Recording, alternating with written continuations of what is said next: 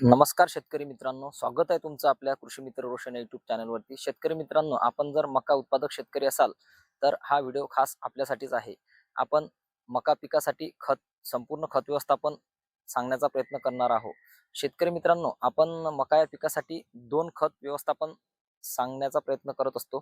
तर शेतकरी मित्रांनो, सर्वप्रथम मका या पिकासाठी खत व्यवस्थापन कधी आणि केव्हा करायला पाहिजे? तर शेतकरी मित्रांनो, मका पिकासाठी खत व्यवस्थापन हे मका लागवडीच्या वेळेस म्हणजेच पेरणीच्या वेळेस तेव्हा करू शकतो, किंवा शेतकरी मित्रांनो तेव्हा जर नाही जमल तर आपण मका निघल्याच्या नंतर 10 ते 15 दिवसानंतर आपण पहिले खत व्यवस्थापन करू शकतो।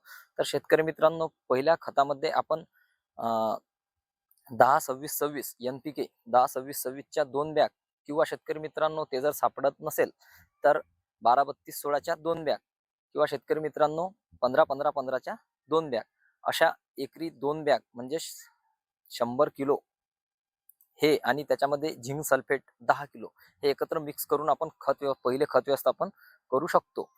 किंवा शेतकरी मित्रांनो, जर NPK सापडत नसेल तर आपण डीएपी हे 80 ते 90 किलो एकरी, आणि त्याच्यामध्ये MOP पोटॅश हा आपल्याला 40 ते 45 किलो घ्यायचा आहे, आणि त्याच्यामध्ये झिंक सल्फेट 5 किलो असं एकत्र करून आपल्याला पहिला डोस हा द्यायचा आहे। आणि जर जमत असेल तर शक्यतोवर NPKच घ्या, जर सापडत नसेल तर आपण DAP घेऊ शकतो। आणि शेतकरी मित्रांनो, हा झाला आपला पहिला डोस लागवडीच्या वेळेस किंवा लागवडीनंतर 10 ते 15 दिवसांनी।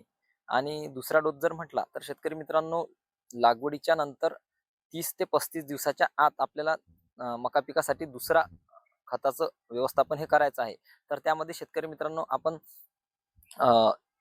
एकरी 1 ते 1.5 बॅग युरियाची, आणि त्याच्यामध्ये सिंगल सुपर फॉस्फेट हे 1 बॅग, आणि त्याच्यामध्ये 10 किलो झिंक हे एकत्र करून आपल्याला दुसरा खताचा डोस हा मका पिकासाठी द्यायचा आहे।